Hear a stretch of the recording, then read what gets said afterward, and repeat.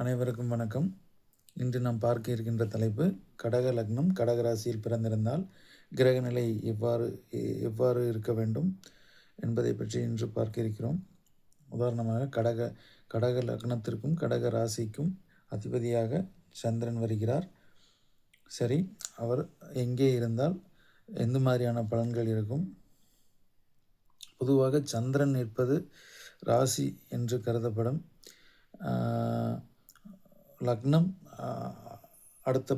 லக்னத்திற்கு அடுத்தபடியாக சந்திரன் என்பது ஒரு லக்னத்திற்கு அடுத்தபடியாக மற்ற ஒரு துணை லக்னமாக கூட நம்ம வைத்துக்கொள்ளலாம். ஒரு சந்திர ராசி என்று அழைக்கப்படுகிறது. இந்த சந்திரன் எங்கு கடக வீட்டுக்கு அதிபதியாக வருகிறார்.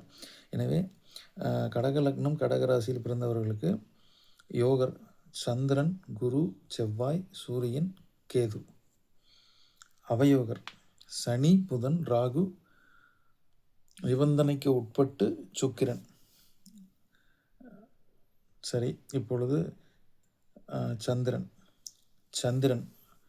உதாரணத்திற்கு சந்திரன் கடகத்தில் இருக்கலாம். கடகத்தில் ஆட்சி பெறுவார், சொந்த வீட்டில் இருப்பார். ஆயினும் சந்திரன் வளர்பிறையில் இருப்பது மிகவும் அவசியம். சந்திர பகவான் லக்னத்தில் இருந்தால் லக்னத்தை வலுப்படுத்துவார், ஆயுளை வலுப்படுத்துவார். எனவே லக்னத்தில் இருந்து சந்திரன் திசை நடத்துவது சிறப்பு. 2இல் அமரலாம். 2இல் சூரியன் வீடு, நட்பு கிரகத்தின் வீடு. 2இல் அமர்வது மேலும் சிறப்பு. 3இல் அமரலாமா? 3இல் அமர்ந்தால் லக்னாதிபதி 9ஆம் இடத்தோடு தொடர்பு கொள்வார். 3இல் அமர்வது இங்கே சந்திரன் 9ஆம் இடத்தோடு தொடர்பு கொள்வார் என்கின்றதன் அடிப்படையில் நிச்சயமாக 3ஆம் இடத்தோடு இருக்கலாம். 4இல் சுக்கிரனின் வீடாகும். 4இல் சந்திரன் இருப்பது, சந்திரன் இங்கே பலம் அடைவார், திக்பலம் அடைவார். 4இல் சந்திரன் அமர்வது கடகலகத்திற்கு நல்ல பலனை தரும். 5இல் சந்திரன், அதாவது விருச்சிகத்தில் சந்திரன், இங்கே சந்திரன் நீசத்தை அடைவார். நீசத்தை அடைந்தாலும் இங்கே வீடு கொடுத்தவன் வலு நிச்சயமாக நன்றாக இருக்க வேண்டும். லக்னாதிபதி நீசமடைவது ஆயுளுக்கும் இந்த போட்டியாக உள்ள இந்த காலகட்டத்தில் போட்டித் தேர்விற்கும் ஒரு போட்டி சார்ந்த விஷயத்தில் சந்திரபகவான் நீசமானால் தடுமாற்றத்தை கொடுப்பார். எனவே இங்கு சந்திரன் வளர்பிறை சந்திரனாக இருந்தாலும் நீசமடைவது வீடு கொடுத்தவன் வலு இங்கே மிக முக்கியமாக கவனிக்கப்பட வேண்டும். 5இல் அமர்வது அதிர்ஷ்ட அமைப்பு, நல்ல குழந்தை அமைப்பு, கனிவான குணம், நல்ல கற்றல் அமைப்பு அத்தனையும் நன்றாக இருக்கும். போட்டித் தேர்வுகளில் சிறு தடுமாற்றத்தை சந்திர பகவான் இங்கே அமர்ந்தால் நிச்சயம் கொடுப்பார். 6இல் அமரலாம். 6இல் நட்பு வீடாக இருந்தாலும் லக்னாதிபதி 6இல் அமர்வது 6ஆம் இடத்தை நட்பு நிலைமையில் இருந்தாலும் 6ஆம் இடத்தில் சந்திரன் அமர்ந்திருந்தாலும் இங்கே 6ஆம் இடத்து பலனை நிச்சயம் செய்வார். லக்னாதிபதி 6இல் இருப்பது லேசான சண்டை சச்சரவு இது போல தன்மைகளை கொடுப்பார். 7இல் அமரலாமா? 7இல் அமரலாம். 7இல் அமர்ந்தால் தனது சொந்த ராசியை தொடர்பு கொண்டிடுவார். 7இல் அமர்வது சிறப்பு. 8இல் அமரலாமா? பொதுவாக சந்திரன் 8இல் மறைந்தாலும் கும்பத்தில் அமர்ந்தாலும் சந்திரன் நிற்பது ராசி. இங்கே 8இல் அமர்ந்தாலும் சனியின் நிலைமை இங்கு நாம் உன்னிப்பாக கவனிக்க வேண்டும். 8இல் சந்திரன் லக்னாதிபதி மறைவது ஒரு சில துரதிருஷ்டமான சூழ்நிலை கொடுக்கும். மாதா கரகன் 8இல் மறைகிறார், மனோகரகன் 8இல் மறைகிறார். என்கிற அடிப்படையில் ஒரு சில துரதிருஷ்டமான தன்மைகளையும் கொடுக்கும். நீர்நிலைகளை தாண்டி தூரமாக, அதாவது கடல் தாண்டி தூரமாக செல்ல அனுமதிப்பார். இங்கு அடுத்து மீனத்தில் அமர மிகச்சிறப்பு, சகல சௌபாக்கியங்களும் இந்த சந்திர பகவான் கொடுப்பார். இங்கே 10இல் அமரலாமா? 10இல் அமர்வார். 10இல் அமர்வதால் இங்கே 4ஆம் இடத்தோடு தொடர்பு கொள்வது தாய் ஸ்தானம், சொத்து, சுகம், இதில் உள்ள அனைத்து நிலைகளையும் சுகபோக வாழ்க்கையும் 4ஆம் இடத்தோடு தொடர்பு கொள்ளும் சந்திரன் எந்த விதமான தடை தாமதமின்றி நிச்சயமாக 10இல் அமரும் சந்திரன் கொடுப்பார். 11இல் அமரலாமா? 11இல் இங்கே உச்சமடைவார். இங்கே 11இல் அமரும் சந்திரன் இங்கே உச்சமடைவது கடக லக்னத்திற்கு நன்று. 12இல் மறையலாமா? 12இல் மறைவது நல்லதல்ல. லக்னாதிபதி 12இல் மறைவது நல்லது அல்ல. எனவே இங்கே 12இல் மறைந்தாலும் இங்கே புதனின் தன்மை புதனின் தன்மை. மேலும் இந்த குருவை ஏதேனும் சுபகிரகங்கள் பார்க்கிறதா? 6, 8, 12 சந்திரன் மறைந்தாலும் சுபகிரகங்கள் ஏதேனும் தொடர்பு கொள்கிறதா? அல்லது அந்த வீட்டு அதிபதியோட நிலைமை நம்ம முக்கியமாக பார்க்கணும். எந்த ஒரு கிரகத்துக்கும் 6, 8, 12 ஒரு லக்னாதிபதியோ, 5 கூடியவனோ, 2 கூடியவனோ, 9ஆம் அதிபதியோ 12 6, 8, 12 மறையும் பொழுது நாம் நிச்சயமாக வீடு கொடுத்தவனின் நிலையை நாம் இங்கே கவனிக்க வேண்டும். அல்லது அந்த ஒரு 6, 8, 12 மறைந்த கிரகத்தை வேறு ஏதேனும் கிரகம் தொடர்பு கொள்கிறதா? ஏன்னா அந்த ஆதிபத்தியம் காரகத்துவம் சார்ந்த விஷயங்களில் நம்மளுக்கு தடை தாமதம் அல்லது நிரந்தரமாக நம்மளுக்கு அதில் குறை இருக்கிறது, கிடைக்காம போகிறது, இது சார்ந்த ஒரு பலன்கள் ஏற்படுறத நம்ம பார்க்குறோம். ஸோ 12 மறைந்திருந்தாலும் இங்கே புதனின் தன்மையை நாம் பார்க்க வேண்டும், குருவின் நிலைமையை நாம் அறிய வேண்டும். எனவே சந்திரன் 1, 2, 3, 4, 5, 7, 9, 10, 11 இந்த பாவங்களில் அமரும் சந்திரன் கடக லக்னத்திற்கு சுபபலன் மிகுதியாக தருவார். மற்ற பாவங்களில் அமரும் சந்திரன் மற்றதொரு அந்த வீட்டின் அதிபதியை நாம் சந்திரன் 6, 8, 12 மறைந்தாலும், சந்திரனுக்கு மறைவில்லை அனைத்து ராசியிலும், ராசிக்கு மறைவில்லை என்றாலும் லக்னத்திற்கு ஆதிபத்திய கிரகம் 6, 8, 12 மறைவதை நாம் நிச்சயமாக கணக்கில் எடுத்துக்கொள்ள வேண்டும். எனவே இங்கு 6, 8, 12 சந்திரன் மறைந்தாலும் அந்த வீட்டின் அதிபதி எந்த நிலைமையில் இருக்கிறார், சந்திரனோடு ஏதேனும் கிரகங்கள் தொடர்பு கொள்கிறதா, தொடர்பு கொண்டு தசாப்தி நடத்துகிறதா என்று நாம் உன்னிப்பாக கவனித்து பலன் கூற வேண்டும். அடுத்து குரு கடக லக்னம். இங்கே கடக லக்னத்திற்கு லக்னத்தில் குரு 6ஆம் அதிபதி இங்கே 6க்கு 8 மறைந்து லக்னத்தில் உச்சமானாலும் இங்கே லக்னத்தில் உச்சமாகின்ற குரு கடன் நோய் எதிரி நிச்சயம் கொடுப்பார். 6ஆம் ஆதிபத்தியம் உடைய கிரகம் 6ஆம் இடத்து ஆதிபத்தியம் வலுத்து செய்யும், 9ஆம் இடத்து ஆதிபத்தியத்தையும் வலுத்து செய்யும். எனவே இங்கே லக்னத்தில் குரு இருப்பது 6ஆம் அதிபதி லக்னத்தில் இருப்பார். அதே நேரம் லக்னத்தை 9ஆம் அதிபதியாக வருவதாலும் லக்னத்தை வலுப்படுத்துவார், 5ஆம் இடத்தை வலுப்படுத்துவார், 7ஆம் இடத்தை வலுப்படுத்துவார், 9ஆம் இடத்தை வலுப்படுத்துவார். ஆகவே பாக்கிய பலனும் இருக்கும், 6ஆம் இடம் சார்ந்த சண்டை சச்சரவு பிரிவு இது சார்ந்த பலன்களும் இருக்கும். லக்னத்தில் குரு இருப்பது 6ஆம் அதிபதி 6க்கும் 9க்கு அதிபதி லக்னத்தில் உச்சமாவது கலப்பு பலன் இருக்கும். நிச்சயமாக குரு தசை வந்ததுன்னா நல்ல பலன் மட்டும் இருக்கும்னு நம்ம எடுத்துக்கூடாது. 6ஆம் அதிபத்தியத்தையும் அவர் கையில் வச்சுருக்காரு, உச்சமாக இருக்கிறார் என்கின்ற அடிப்படையில் இங்கே 9ஆம் இடத்தோடு தொடர்பு கொண்டாலும் இங்கே 6ஆம் இடத்து பலனை உறுதியாக குரு பகவான் தருவார். எனவே லக்னத்தில் இருக்கலாமா? ஓரளவு நல்ல நிலைமை, அறிவு ஞானம் சார்ந்த விஷயங்களுக்கு நல்ல நிலைமையை தரும். எனவே லக்னத்தில் இருப்பது லக்னத்திற்கு சிறப்பு, ஆனாலும் ஜாதகர் உடல்நிலைமைக்கு நல்ல பலன்களை நிச்சயம் தருவதில்லை. அடுத்து சிம்மத்தில் இருக்கலாமா? இங்கே சிம்மத்தில் இருப்பது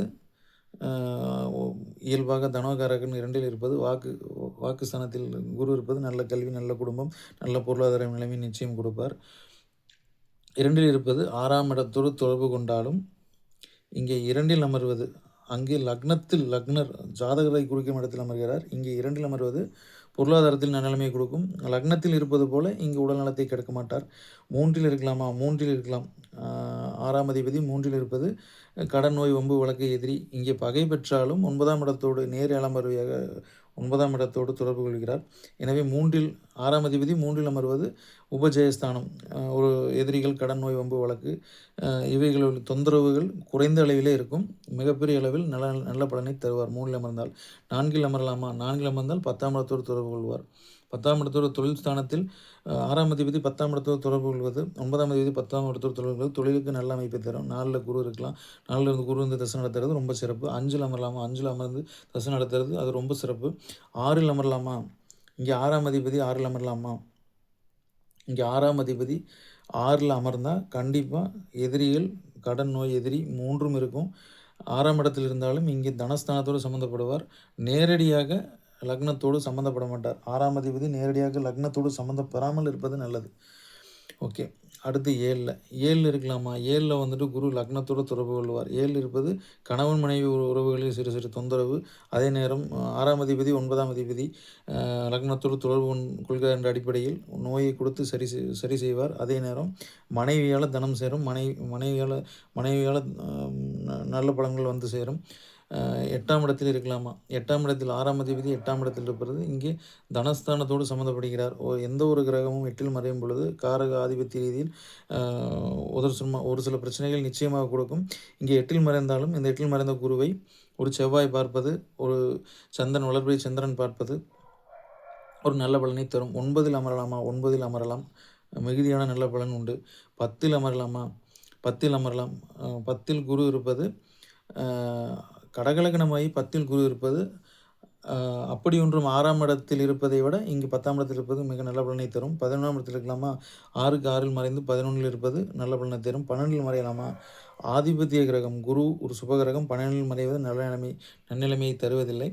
ஆகவே 12ல் இருப்பது 6ஆம் இடத்தை வெளிப்படுத்தும். அதனால் 12ல் குரு இருக்கக்கூடாது. அடுத்து செவ்வாய் இவர் லக்னத்தில் இருக்கலாமா? இங்கே 5, 10 கூடிய கிரகம் இங்கே நீசமாகி தனிச்ச லக்னத்தில் இருக்கிறது திருமணம் குழந்தை பாக்கியத்தை தடை பண்ணுறாரு.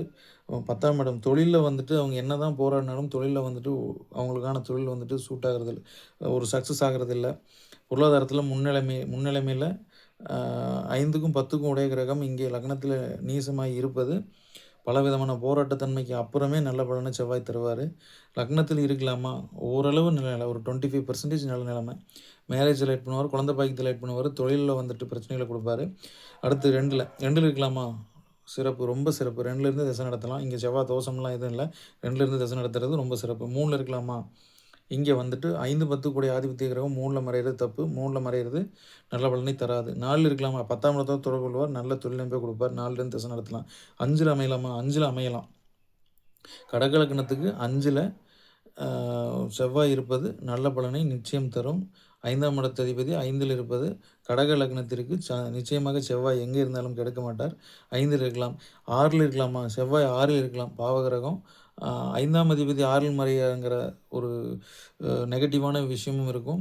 அதே போல் கடன் நோய் வம்பு வழக்கு அவர் பாவகிரகம் 6ல் இருக்கிறது இது கொடுத்து சரி பண்ணும். 7ல் இருக்கலாமா? 7ல் இருந்தால் திருமணத்தை தாமதம் பண்ணுவார். 7ல் இருக்கக்கூடாது. 8ல் இருக்கலாமா? 5, 10 கூடவே 8ல் மறைகிறது நல்ல பலனை தராது. 9ல் இருக்கலாமா? 9ல் இருக்கலாம். ரொம்ப சிறப்பாக இருக்கும். 10ல் இருக்கலாமா? 10ல் ரொம்ப அதை விட 10ல் இருக்கிறது இன்னும் சிறப்பு. 11ல் இருக்கலாமா? 11ல் இருக்கலாம். 12ல் இருக்கலாமா? ஒரு ஆதிபத்திய சுபகிரகம் போய் 12ல் மறையக்கூடாது. ஓகே, செவ்வாய் பார்த்தோம். அடுத்து சூரியன் லக்னத்தில் இருக்கலாமா? நிச்சயமாக லக்னத்தில் இருக்கலாம். நல்ல பலனை தரும். சூரியன் 2ல் ஆட்சி ஆகலாமா? 2ல் ஆட்சி ஆகலாம். 3ல் இருக்கலாமா? 3லும் இருக்கலாம். 4ல் இருக்கலாமா? 4ல் நீசமாவார். 2ஆம் அதிபதி 4 நீசமாகிறது. இங்கே வந்துட்டு 10ஆம் இடத்தோடு சூரியன் சம்மந்தப்படுவார். 10ஆம் இடத்தோடு சம்மந்தப்படுவார். இங்கே 4ல் வந்துட்டு நீசமானாலும் வீடு கொடுத்தவனுடைய வலு சூரியனுடைய நிலைமையை தீர்மானிக்கும். 4ல் இருக்கலாமா? நிச்சயமாக 4ல் இருக்கலாம். 5ல் இருக்கலாமா? 5ல் இருக்கிறது ரொம்ப சிறப்பு. 6ல் இருக்கலாமா? 6லையும் இருக்கலாம். 7ல் இருக்கலாமா? இங்கே வந்துட்டு 7ல் இப்போ சூரியன் பகை பெறுவார்.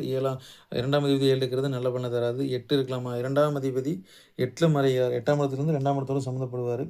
தனாதிபதியான சூரியன் வந்துட்டு 8ல் மறைகிறது. அது பொருளாதார குறைபாடு, படிப்பு ரீதியான குறைபாடு, எதிர்பார்த்த ஒரு வேலை இல்லாமல் தவிக்கிறது, இந்த மாதிரியான பிரச்சனைகளை கொடுப்பார். 9ல் இருக்கலாமா? 2ஆம் தேதி 9ல் இருப்பது மிக பெரும் நல்ல அமைப்பு. 10ல் இருக்கலாமா? 10ல் இருக்கிறது 10ல் உச்சமாகிறது நல்ல பலனை தரும்.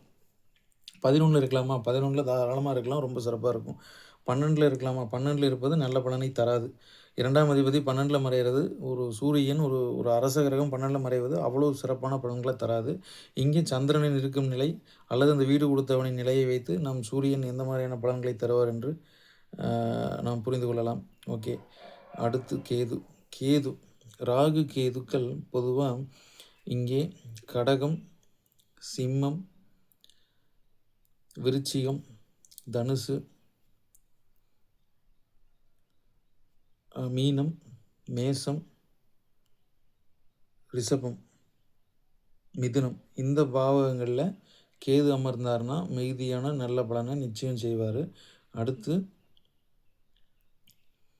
அவயோகர்கள் இங்கே கடக லக்னத்துக்கு லக்னத்தில் சனி இருக்கக்கூடாது, 2ல் இருக்கக்கூடாது, 3ல் இருக்கலாம், தகப்பனை கெடுப்பார். 3ல் இருக்கலாம். 4ல் இருக்கலாமா? 4ல் உச்சமாகலாம். உச்சமானாலும் தனித்து உச்சமாகக்கூடாது. இங்கே சுக்கிரன் கூட இணைந்திருந்தால் சனிக்கு ரொம்ப நல்லது. ஆனால் சுக்கிரன் கெட்டு போவார். இங்கே வந்துட்டு 4ல் சனி உச்சமாகிறது லக்னத்தையும் கெடுக்கும், 10ஆம் இடத்தையும் கெடுக்கும், 4ஆம் இடத்தையும் கெடுக்கும். அதனால் ஏதாவது ஒரு விஷயங்களில் சனி வந்துட்டு நேர்மையாக பிழைக்கிறதுக்கு விட மாட்டார், குறுக்கு வழியில் தேட வைப்பார். 4ல் உச்சமாகிறது ஜாதகரை சுயநலவாதியாக்கும், தவறான வழிகளை சம்பாதிக்க வைக்கும். எனவே ஜாதகருக்கு 7ஆம் அதிபதி 4ல் உச்சமாகிறது மனைவியால் அனைத்து சந்தோஷமும், அனைத்து சொத்து சுகம் அத்தனையும் கிடைக்கும். 4ஆம் இடத்தை கெடுப்பார், 10ஆம் இடத்தை கெடுப்பார், லக்னத்தையும் கெடுப்பார். அதனால் 4ல் உச்சமாகிறது ஒரு சில குறைபாடுகளோடு நன்மை தரும். 5ல் இருக்கலாமா? 7ஆம் அதிபதி 5ல் இருக்கு, அஷ்டமாதிபதியாகவும் வர கிரகம் 5ல் அமரக்கூடாது. 5ல் அமர்ந்தால் புத்திரத்தை தடை பண்ணுவார். அதனால் அவர் அங்கே இருக்கக்கூடாது. 6ல் இருக்கலாமா? தாராளமாக 6ல் இருக்கலாம். ஆனால் அவர் லேட் மேரேஜ் கொடுக்கும். 7ல் இருக்கலாமா? 7ல் இருக்கலாம், லேட் மேரேஜ் கொடுக்கும். 8ல் இருக்கலாமா? 8ல் இருந்தால் லேட் மேரேஜ் கொடுக்கும். 9ல் இருக்கலாமா? 9ல் இருக்கலாம், ஆனால் தகப்பனை கெடுக்கும். திருமண வாழ்க்கைக்கு சிறப்பாக இருக்கும். 10ல் இருக்கலாமா? 10ல் நீசமாகிறது, அதாவது 10ல் வந்துட்டு இவர் நீசமாவார். ஆனால் இருந்தாலும் வந்துட்டு இங்கே தன் வீட்டை பார்ப்பார்.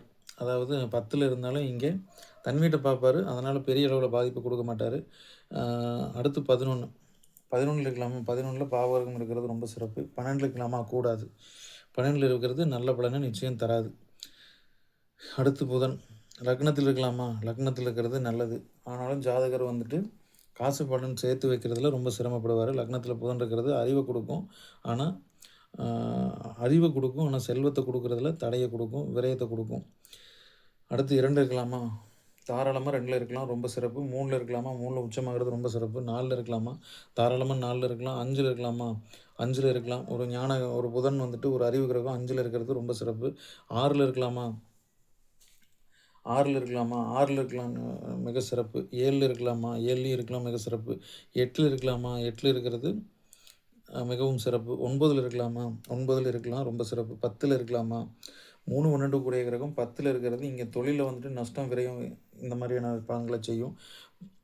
3 12 கூடிய புதன் 11ல் இருக்கலாமா? 11ல் எந்த ஒரு கிரகமும் பொதுவாக நட்பு நிலைமையில் இருக்கும்பொழுது நல்ல பலனை செய்யும். 12ல் இருக்கலாமா? 12ஆம் அதிபதி 12ல் ஆட்சி ஆகிறது கடக லக்னத்துக்கு ஒரு சில வகையில் நல்ல பலனை தரும். 12ல் புதன் வந்துட்டு ஆட்சி ஆவார், நல்ல ஞானத்தை கொடுப்பாரு, நல்ல வேலையை கொடுப்பார். சரி, அடுத்து ராகு.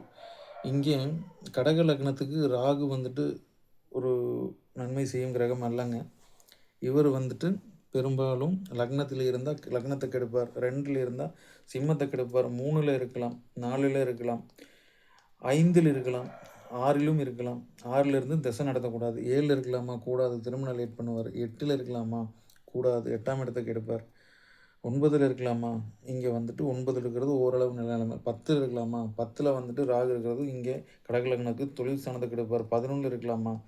11ல் இருக்கிறது ஓரளவு சுக்கிரனுடைய அடிப்படை சுபகிரகங்கிற அடிப்படையில் 4 11 ஆதிபத்தியம் நிபந்தனைக்குட்பட்டு இங்கே ராகு நல்ல பலனை செய்வார். 12ல் இருக்கலாமா? தாராளமாக 12ல் இருக்கலாம். ரைட், அடுத்து சுக்கிரனை பார்ப்போம். சுக்கிரன் பெரும்பாலும் லக்னத்தில் இருக்கலாம், ரொம்ப சிறப்பு. 2ல் இருந்து திசை நடத்தலாமா? இங்கே 4க்கும் 11 கூடிய கிரகம் 2ல் இருக்கிறது ஆதிபத்திய நன்மை நல்ல பலன்களை செய்யும். 3ல் இருக்கலாமா? 3ல் இருக்கிறதும் நீசமானாலும் இங்கே தன்னுடைய 9ஆம் இடத்தை 7ஆம் பார்வையால் வலுப்படுத்துவார். அதனால் பாக்கியஸ்தானம் வலுப்பெறும். 4ல் ஆட்சி பலம் அடைவது ரொம்ப சிறப்பு. 5ல் அமரலாம், 6லும் அமரலாம், 7ல் அமரலாமா? 7லும் தாராளமாக அமரலாம். 8ல் அமரலாமா? இங்கே சுக்கிரன் ஆதிபத்திய சுபகிரகம், காரக ரீதியான ஒரு சுபகிரகம், திருமணம் போன்ற விஷயங்களுக்கு காரக ரீதியான ஒரு சுபகிரகம் 8ல் மறைவது நல்ல பலனை தராது. ஆனாலும் நட்பு நிலைமையில் இருப்பார், பெண்களால் கஷ்டத்தையும் கொடுப்பார். 9ல் இருக்கலாமா? தாராளமாக 9ல் இருக்கலாம். 10 இருக்கலாமா? 4ஆம் இடத்தோடு தொடர்பு கொள்வார், ரொம்ப சிறப்பு. 11ல் இருக்கலாமா? 11ல் ஆட்சி ஆகலாம், 5ஆம் இடத்தோடு தொடர்பு கொள்வார், எந்த தப்பு இல்லை. 12ல் இருக்கலாமா? 12ல் நட்பு நிலைமையில் சுக்கிரன் இருப்பது இந்த லக்னத்திற்கு ரொம்ப சிறப்பை கொடுக்கும். 12ஆம் இடத்துல 12 கூடியவன் சுக்கிரனாக வர்றதுனால 12ஆம் இடத்துல சுக்கிரன் இருக்கிறது ரொம்ப சிறப்பு. ஓகே, இந்த ஜாதகருக்கு இந்த கடக லக்னம் கடகராசியில் பிறந்தவர்களுக்கு பெரும்பாலும் சந்திர செவ்வாய் ராகு குரு தசை வர்றவங்க மிக யோகமான ஒரு பலன்கள் அனுபவிப்பாங்க. அவயோக தசை சனி, இப்போ உதாரணத்துக்கு சனி தசை புதன் தசை நடக்குது, சுக்கிர தசை நடக்குது அப்படின்னா அந்த சனி இந்த சந்திரனுடைய நிலைமையை வச்சு எந்த இடத்துல அமர்ந்திருக்குங்கிற ஒரு நிலைமையை நம்ம தெரிஞ்சுக்கிட்டு சனியை ஏதேனும் லக்ன சுபகிரகங்கள் பார்க்குதா அப்படிங்கிறத நம்ம எடுத்துக்கிட்டு இந்த சனி எந்த மாதிரியான கிரக வசதியில் இருக்கார், எந்த விதமான சட்பலத்தையெல்லாம் நம்ம தெளிவாக தீர்மானிச்சுக்கிட்டு அதுக்கப்புறம் இந்த அவயோக தசை நடந்தால் நமக்கு ராசிநாதனாக இருக்காரா, அல்லது இப்போ உபஜய ஸ்தானத்தில் இருக்காரா? இதுபோல வேறு ஏதேனும் கிரகத்தோடு இணைந்து அமர்ந்துள்ளதா? இணையிறதுனால நிறைய யோக யோகங்கள் நிறையா ஃபார்ம் ஆகும். அதையும் நம்ம எடுத்துக்கணும். பொத்தாம் பொதுவா அவயோகர், சனி, புதன், ராகு, சுக்கிரன் இது வந்தா முடிஞ்சுது அவ்வளோதான் அப்படின்லாம் எடுத்துக்கக்கூடாது. ஒரு நிறைய விஷயங்கள நம்ம கூர்ந்து கவனிக்கணும். நட்சத்திர பலன பார்க்கணும். சுபர் ஏதேனும் தொடர்பு கொள்ளுதான்னு பார்க்கணும். உபஜய ஸ்தானத்தில் இருக்கான்னு பார்க்கணும். ஏதேனும் கிரகங்கள் இணைஞ்சிருக்கான்னு பார்க்கணும். ராசிநாதனா வராங்களா? சந்திரன் உதாரணத்துக்கு சந்திரன் வந்துட்டு இங்கே மகரத்திலிருந்து சனி ராசிநாதனா வராங்களான்னு பார்க்கணும். சுபகிரகம் ஏதேனும் தொடர்பு உள்ளதான்னு பார்க்கணும். கேந்திரத்தில் அமர்ந்திருக்காங்களா? திரிகோணத்தில் அமர்ந்திருக்காங்களான்னு பார்க்கணும். இது போன பலன்களை நாம் சீர்தூக்கி பார்த்தே நாம் பலன் சொல்ல வேண்டும். லக்னத்திற்கு மறைந்துள்ளார்களா? ராசிக்கு மறைந்துள்ளார்களா? என்று நாம் தீர்க்க ஆராய்ந்து அதன் பிறகு 19 சந்திர, குரு, செவ்வாய், சூரிய, கேது திசை வந்தாலே சிறப்பாக இருக்கும். சனி, புதன், ராகு திசை, சுக்கிர திசை வந்தால் கடகராசிக்கு கடலக்கணத்திற்கு நன்றாக இருக்காது என்று நாம் பலன் உரைப்பதை நிறுத்தி அனைத்து பாவங்களையும் ஆய்வு செய்து நாம் தீர்க்க பலன் உரைக்க வேண்டும் என கூறி மீண்டும் அடுத்த பதிவில் சந்திப்போம். நன்றி, வணக்கம். வீடியோ பிடிச்சிருந்தால் சப்ஸ்கிரைப் பண்ணுங்கள்.